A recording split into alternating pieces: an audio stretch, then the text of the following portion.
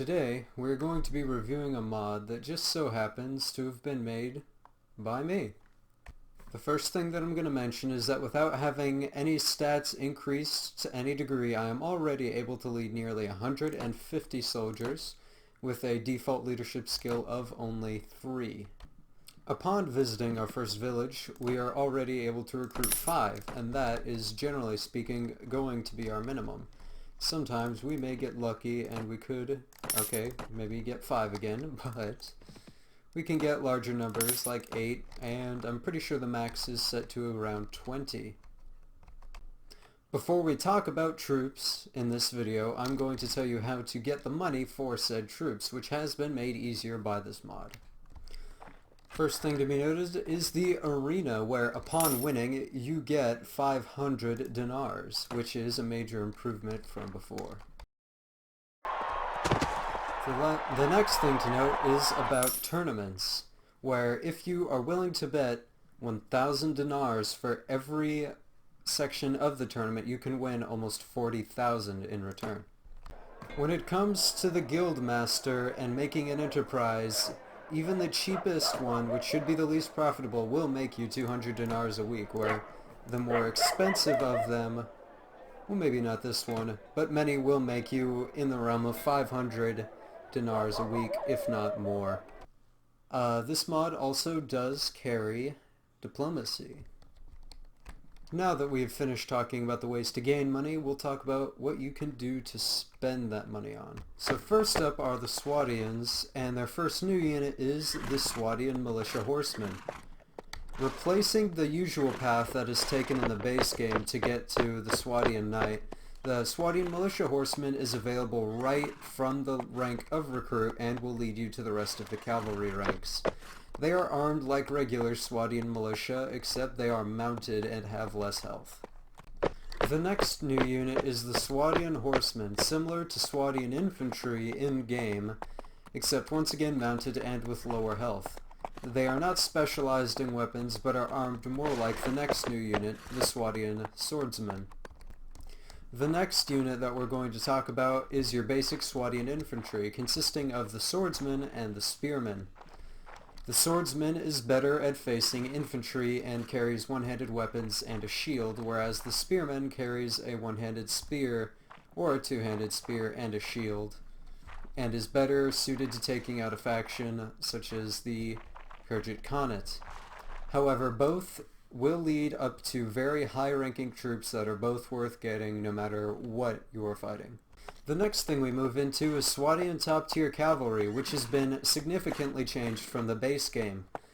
The Swati and Knight has now been switched into 2 separate units, the Swati and Crusader and the Swati and Heraldic Knight. The Swati and Heraldic Knight is a very cavalry-reliant unit which carries the greatest horse in the game, a lance, and a sword and shield. Their sword and shield fighting skills are mediocre and their athletic skill is very low, but they are very fast for the horses that they carry and are very difficult to kill. They're, generally speaking, a unit that you're only going to want to use on a field battle and avoid taking into sieges. Whereas we have the polar opposite here, the Swati and Crusader, a decent mounted cavalry which can indeed fight on horse, but is much more suited to crusading a Serenade castle and killing all of the occupants.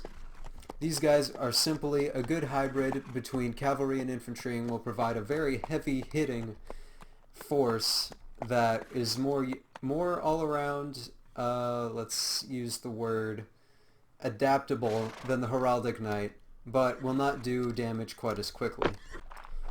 Now for Swati and top-tier infantry, we have, as usual, the Swati Sergeant, who has had all of his polearm type weapons removed, but is about the same as in the main game, and the Swati Royal Guard, who is new in comparison to the Swati Guard. He takes all of the polearms and, generally speaking, the spears, and will proudly display your faction or your banner proudly upon his armor, like the Heraldic Knight. He is very difficult to kill, and has much higher health as opposed to the Guard, and is pretty much a cavalry murderer. Now you may be wondering why I didn't mention any ranged units in that last thing. For the most part, ranged units have been left alone due to the fact that most factions have a pretty good final ranged unit, and that adding a different crossbow and bow unit for factions that didn't have one would be kind of redundant, as they aren't as necessary as the different melee-based units. You may also notice that the Swathians are no longer quite as specialized in heavy... The Swathians, I hope I did not misspeak, are no longer quite as specialized in heavy cavalry. This is to reflect the fact that they, in the base game, are the most balanced in terms of having their powerful units spread out among the categories faction in the game. Not to say that Swathian Knights were necessarily balanced. Next is the Nords, renamed in this module to the Nord Jarldom. The first new Nord unit is a third-tier cavalry unit called the Nord Explorer. They have very mediocre horses and a low riding skill with sort of bad shields and kinda okay axes, and are generally speaking not incredibly good in combat. However, this is made up for by the fact that they act as a mounted infantry, and unlike several instances of cavalry in the game, are not technically useless in sieges. The next and final Nord cavalry is the Nord Scout. They have decent armor, but are mostly armed with light lances, spears, and one-handed weapons. They are by no means an excellent cavalry, but they will be able to, generally speaking, face up against mid-level cavalry from other factions, and generally speaking will help absorb some of the first blows from your enemy. But do not expect to run a campaign with these as your main troop type. The next new unit for the Nords is more up their alley, the Nord Marauder. A very, very fast, with high athletic skill, two-handed axeman who sometimes will carry throwing weapons. Speaking of, Nord warriors and most of the troops down the tree which carry one-handed weapons and shields have had their throwing weapons removed and given to the Marauders and the later unit, the Berserker, for the sake of balance. Next comes one of my favorites of the new units, the Nord Berserker. With only medium-level armor, a very powerful axe, and the highest athletic skill, to my knowledge, of any unit type in the game, the Nord Berserker is an incredibly fast, hard-hitting unit that is difficult to keep alive, but will do a lot of killing before he eventually goes down. And we skipped the Nord Veteran, which we didn't necessarily have to, but there was nothing different from him apart from his removal of throwing weapons, as is true for the Nord Huskarl, as a slight nerf, as well as the Nord Huskarl being made slightly slower, so that way the Berserkers stand out just a little bit more. Now for the newly renamed Vaegir Zardom. The Vaegirs in a way are structured somewhat similarly to the Swathians. They have a spearman armed with, as you probably guessed, a spear or, in their case, possibly a pike, and the infantry armed with one-handed weapons, though generally speaking axes will be more common than swords, so they are definitely pretty good shield breakers. While I would say these guys are of slightly lesser quality than the base Swathian infantry, especially considering that they are not always guaranteed a helmet, the later levels of Vaegir soldiers will pretty much be any infantry the Swathian have to offer. The next two units we have are extensions of the infantrymen and the spearmen, the Sentinel and the Veteran.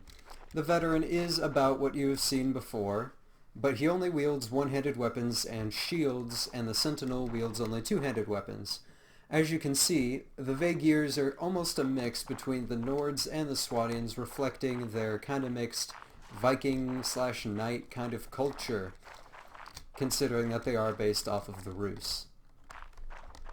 These guys are pretty decent. I would still put the Veteran, and I would still put at least the Veteran behind Swathian infantry at this point in time, but Sentinels are slightly better armored than the Veteran and also faster, making up for their lack of a shield.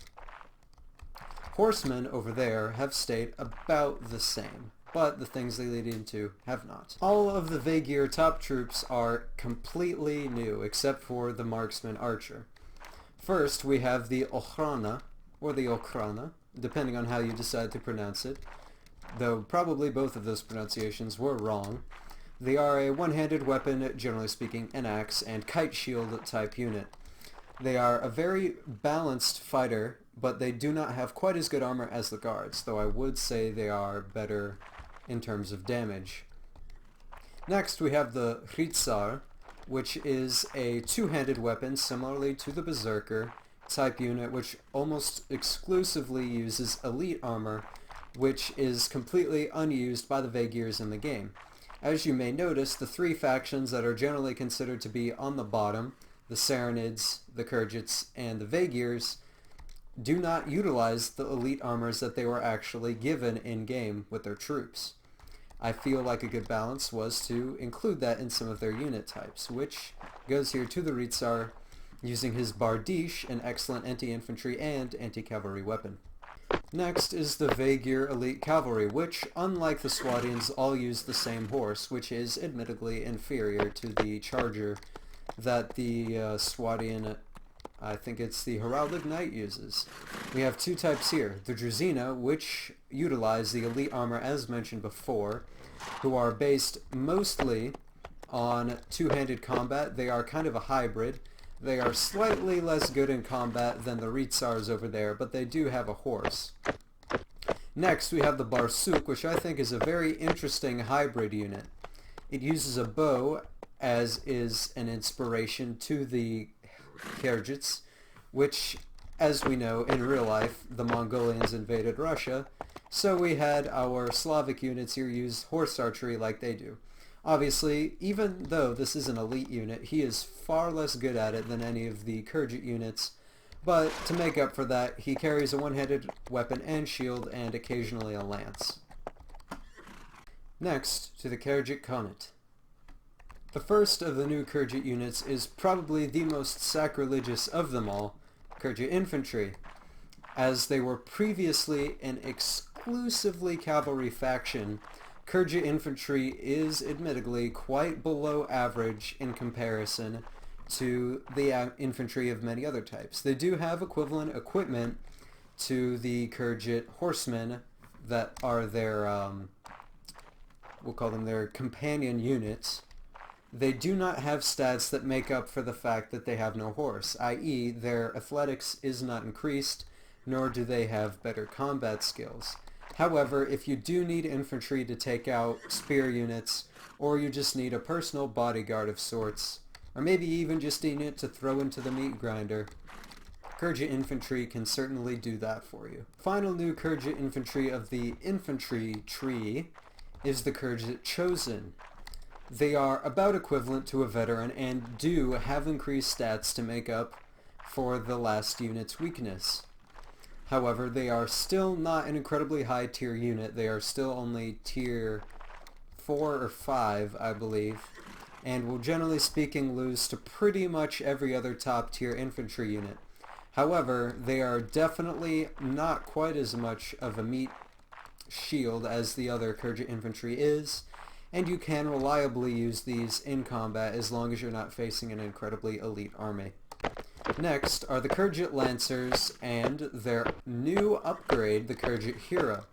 The Khergit Lancers themselves have seen one or two statistical upgrades, just to make up for the fact that they are probably going to be your main unit. But the Khergit Hero is something else entirely. As I mentioned before, I tried to utilize all of the faction's elite armor for those that got some. Khergit Hero uses them, and is probably the best cavalry unit in the game. They usually do not carry lances, but are good enough at fighting that you can reliably use them in sieges, and they will fight better than the majority of infantry. They also do carry good horses and have a very, very high riding skill.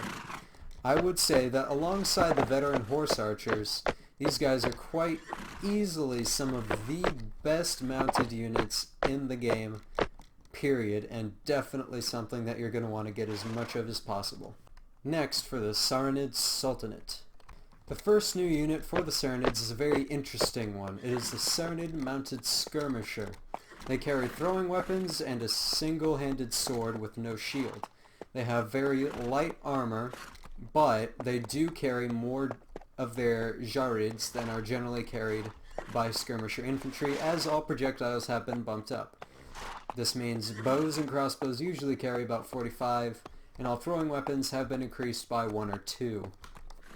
The mounted skirmisher is not a particularly strong unit, but the thing they lead into definitely is, and even the mounted skirmisher in itself is fast enough to avoid getting killed most of the time. For Saarinen Elite Cavalry, I did skip the Serenade Horsemen only because they have not been changed. I'm only including those who are different from the base game. The most interesting one, in my opinion, is the Saarinen Hashashin, named after the famous assassins of the Middle East. They may not be that historically similar, but they are a very interesting unit. They are, in a way, a horse archer. They have fairly low health and very high damage.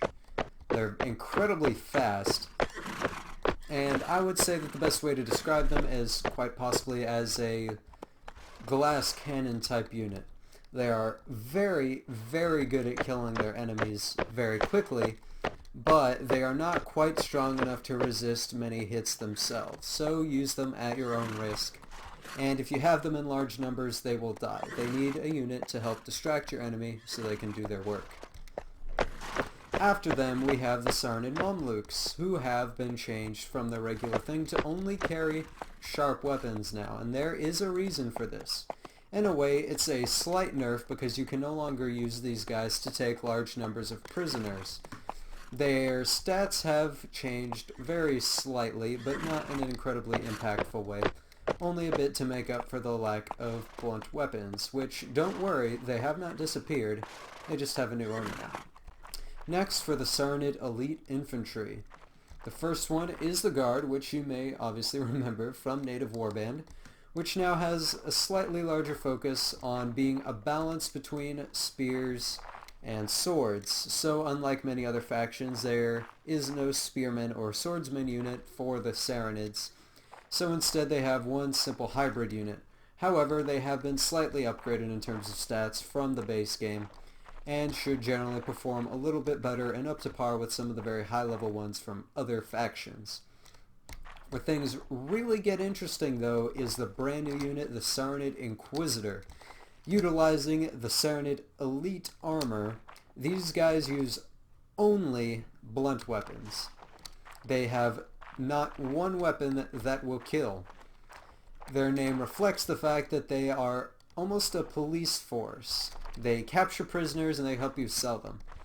If any unit is to literally pay for itself in this game, I would give that title to the Serenade Inquisitor.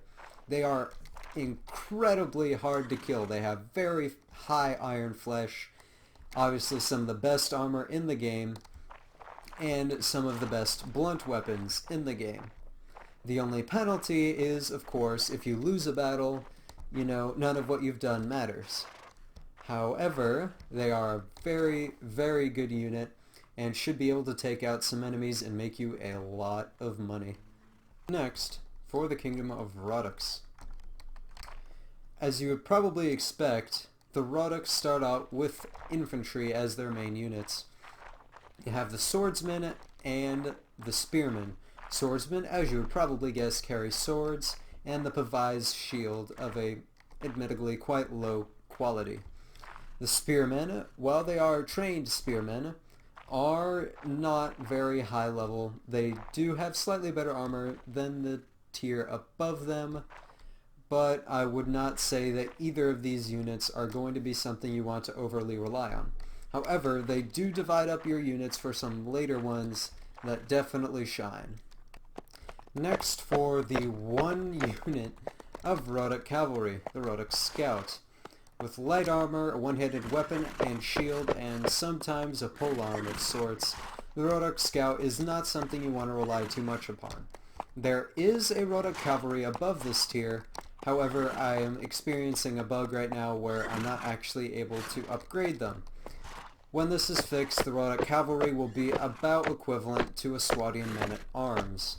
However, this scout is a very, very mediocre cavalry unit, and is generally something that won't be too incredibly useful until you get out of the mountains of the Kingdom of Rotax. Next, on to the actual decent Rotax infantry. They all do keep the same type of uniform, which I like due to its uniform kind of green look. But there are two separate and very distinct units here, the Veteran Infantry and the Veteran Spearmen. As you can see, it's now infantry and not swordsmen, as these guys have broadened their horizons to now no longer only use swords, and can use maces so you can capture some prisoners, and axes so you can break down some shields, and of course, some good old swords occasionally.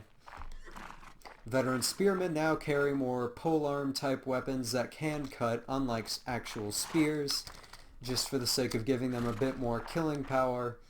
And generally speaking, the infantry is faster than the spearmen, but the spearmen have more health. So I would say that if you are on the offensive, I would take infantry with you. If you're on the defensive, or you're fighting the Kurgits or another faction that is very cavalry heavy, I would use the spearmen. Next, we finally have the unit that really takes itself seriously, the Rotax Sergeants and the Rotax Champions. The Sergeants are actually more spear unit based than the Champions, but they actually do carry a decent array of two-handed weapons and are generally something that you're going to want to use on the defensive, as it is with the Veteran Spearmen. These guys are slow, but they are very hard-hitting and difficult to kill. So as you can tell, more of these Rotax units do display some of your own banners, just to make up for the fact that these guys are probably some of the highest health units in the game. Next we have the Champion, which uses the massive, and I'd say at least in the game, probably one of the best shields, the Buoy shield or the board shield. The Champions. These guys are pretty much unkillable by any sort of ranged attack. They have to be very slowly and methodically brought down in melee combat by another high tier unit. These guys are very, very, very difficult to kill, as are the Sergeants, and generally speaking, just having a battering ram made out of these guys or the Sergeants will win you just about any battle as the Rotax. But that will conclude our listing of the new units in Rebirth of Calradia. However, there are one or two more changes that I will probably mention before we end this video. First thing I'm going to mention is that the desert bandits and all of the other types of bandits all spawn in much higher numbers, usually set at a minimum of 25. This makes many of them much more difficult to deal with and more of a nuisance in the early game. However, beating one of them will give you a lot of equipment to sell to the new merchants, who now, generally speaking, will carry a lot more money for you to sell them things with. Bandit hideouts also have much higher unit counts, so you will have to try a lot harder to finally rid them of scum. And for the last question, yes, it is still harvesting season.